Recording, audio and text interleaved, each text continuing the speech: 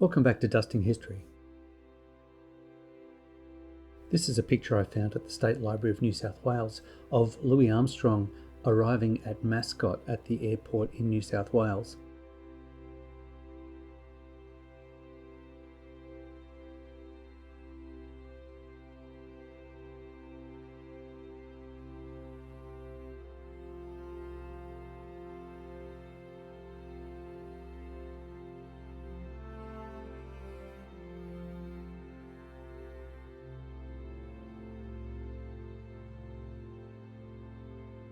Now the biggest issue I have with this picture is that it's a JPEG, and if I zoom in on this woman's face you can see these rectangles here. They're all JPEG compression. It's part of what JPEG does to make the file sizes small, and normally I'd like to work on TIFFs or something of a better quality, but that's all I had. That's all I could find for this image.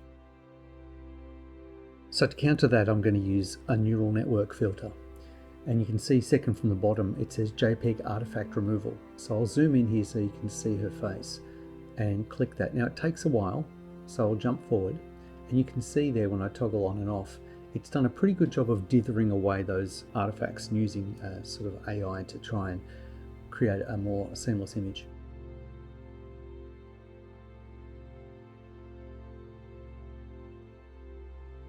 So going into neural networks one more time, I'm going to use the photo restoration tab down the bottom. And what you'll notice is it does a pretty good job of minimizing the grain and just sharpening the image somewhat. But what it can do if you leave faces on is that, which is generates a really kind of creepily real face just in the middle of a whole bunch of blurry people.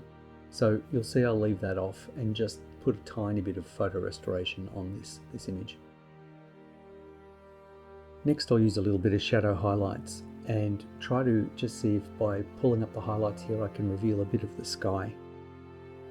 I don't want to overdo this. I don't want the sky to be too dark because that'll destroy some of the lovely contrast that's in the image. And then above all that, a small curves correct just to put a tiny bit more contrast into the picture. Trying to maintain that little bit of sky detail but bring some nice darker tone into the people and into Louis in the foreground there. So now I'm on to cleaning with the remove tool, and you can see I've put a levels adjustment on the sky and really crushed it down. That's only temporary. I do that so I can see the white dots on the pale sky, or some of the scratches and things that otherwise you wouldn't be able to see. It's kind of like exposing up and down just to compensate temporarily to do those kind of corrections. So that was massively sped up, of course. A couple of more levels adjustment layers there and I'm ready for colour. Now I've been over to palette or palette.fm and generated a couple of colour palettes, one called Tutti Frutti and one called Outdoor Vibes, I think, something like that. But I've added those in on top and set them to colour, and as usual I'm going to pump up the vibrance on the outdoors one. I think it's done a terrific job of giving me a base level to paint on top of.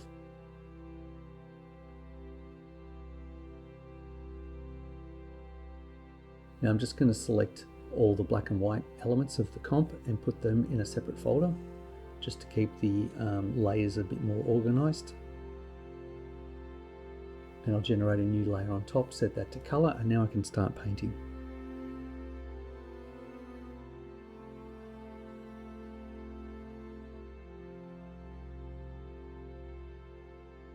The great thing with images from this era are there are already plenty of colour pictures around of these people, like particularly Louis Armstrong because he was so famous. So rather than do a ton of guessing, although I think it's a pretty good start, I have found some images of him and used those as a bit of a basis.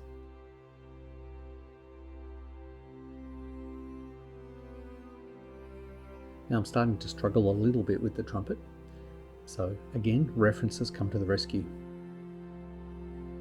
You'll see I put a little bit of that redder colour on top of his hand to suggest that his skin tone is reflecting back up into the brass, while trying to put some of those cooler tones into the bell of the trumpet, into the top parts of it, which might be reflecting more sky.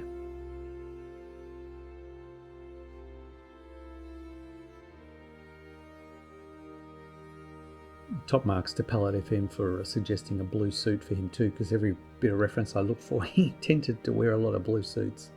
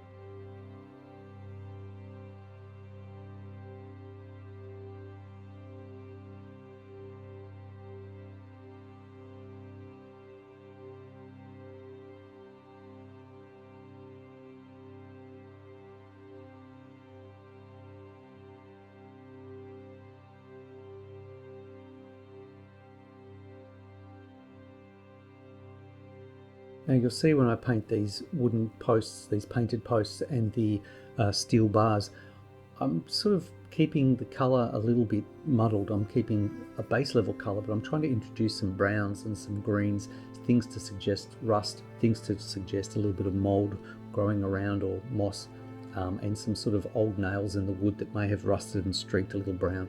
Just think those tiny little details are really helpful.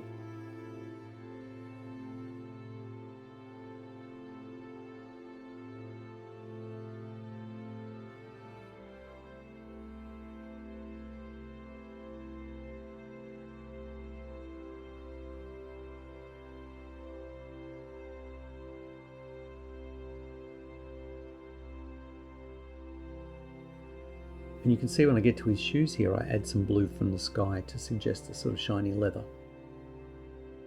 It's got to be this weird mix of sort of brown notes and then blue kind of sky dome or sky reflection notes as well.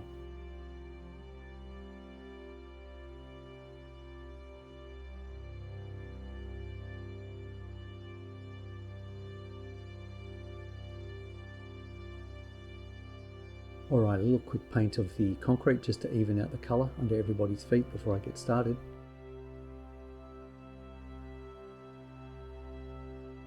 Now here I'm going to select with the select tool. You can see it sort of selects a whole bunch of objects automatically, but if you draw a marquee around the area you want, I can encourage it just to select the sky, and then it makes it easy for me just to paint some broad strokes colour just to even it out. Trying to keep a paler horizon and a slightly deeper blue on the top of the frame. Okay, moving on to the people. As I said earlier, I think he did a pretty good job of the colour on a lot of this, but there are a lot of inconsistencies that I'm going to weigh up. And I'm taking things like whatever that rag is that guy's holding and try to put some blues in the shadows, put some warmer tones in the highlights, trying to bring a little bit of colour fidelity to the picture.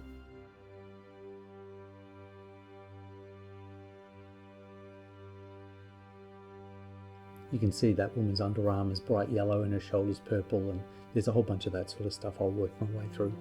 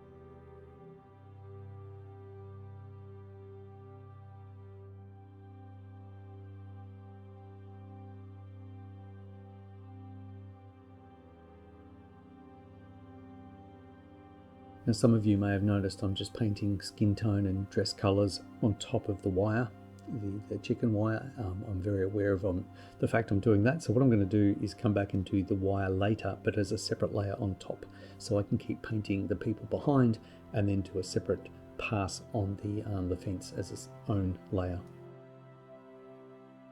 That'll also allow me to do that, but then get back underneath to do any corrections or changes of mind on any colours of the people and what they're wearing.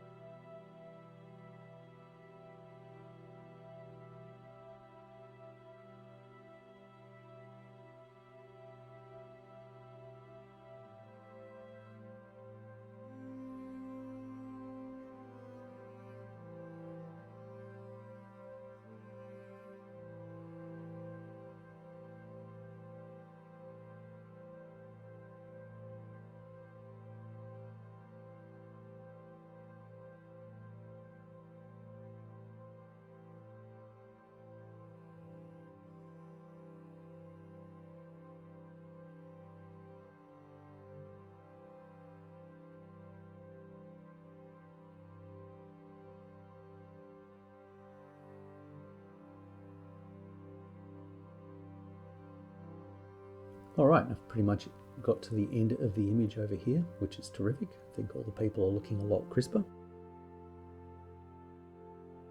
Now, I did make that purple text pretty roughly, so what I've done is put a levels adjustment layer above the color level, and you can see how sloppy I was with painting those purple tones onto the text.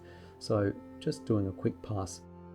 I know it's pretty pale and you can't really tell when you look at it normally, but I do like to make sure that, you know, that stuff's tidied up. I mean, I'll know it was there.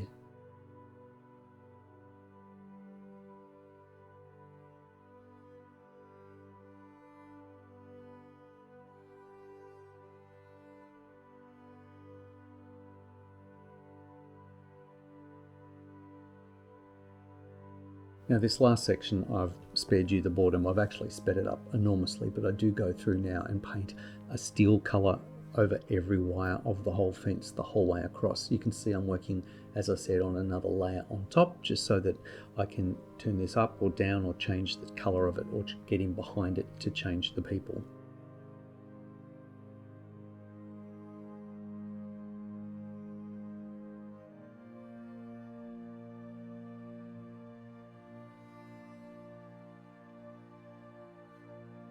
And realistically, apart from a color correct or two, we're done.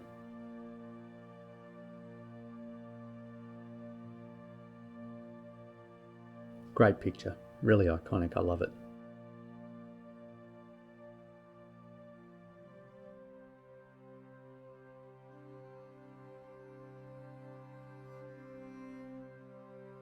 Once again, thanks for your company. Hope you liked that. I'll see you next time.